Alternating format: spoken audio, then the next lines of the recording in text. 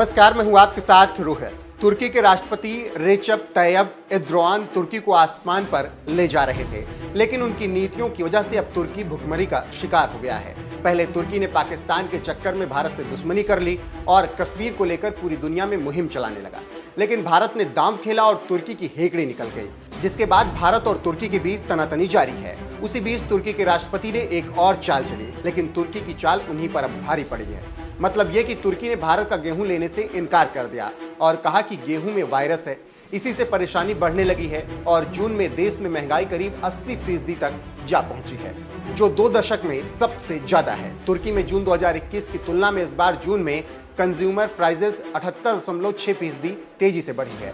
खासकर खाने पीने की चीजों और ट्रांसपोर्टेशन की कीमतों में काफी बढ़ोतरी हुई है और लोग अब भुखमरी के शिकार हो रहे हैं। अब उसी को देखते हुए और अपनी जनता को भुखमरी के शिकार से बचाने के लिए तुर्की की सरकार विदेश में जमीन लीज पर ले रही है और उस पर खेती करके अपने लोगों के लिए खाने का इंतजाम कर रही है। तुर्की मीडिया की माने तो खाद्यान्नों की बढ़ती कीमतें और गेहूं की वैश्विक किल्लत का तुर्की पर काफी असर पड़ा है।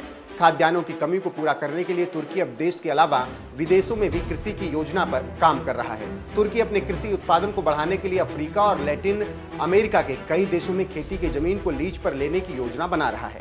तुर्की के अधिकारी वेनेजुला और सूडान के अलावा 10 देशों में कृषि के अवसर तलाश रहे हैं। कृषि और वन मंत्री वाहिद किरिस्की की माने तो सांसदों के साथ कृषि की इस योजना पर चर्चा की है। किरिस्की ने सांसदों से कहा है कि तुर्की में जितना कृषि उत्पादन होता है उससे उसकी घरेलू जरूरतें पूरी नहीं हो पाती हैं। तुर्की अधिक कृषि उत्पादन कर विदेशी निर्यात को बढ़ाना चाहता है, इसीलिए विदेशों में कृषि की ये एक जरूरी योजना है। उन्होंने कहा, दक्षिण अफ्रीका में काफ़ी अधिक कृषि भूमि है और हम वहाँ आसानी से खेती कर सकते हैं। हम कुछ लैटिन अफ्रीकी देशों पर भी विचार कर रहे हैं। मंत्री ने विदेशों में खेतों की एक और वजह बताते हुए कहा कि तुर्की के किसान खेती छोड़कर अब बड़े शहर में बस रहे हैं, इस कारण ग्रामीण इलाकों की खेती में कमी आई है। The general director of agricultural enterprises विदेशों में खेती की जमीन को लीज पर लेने की परियोजना की देखरेख करेगा।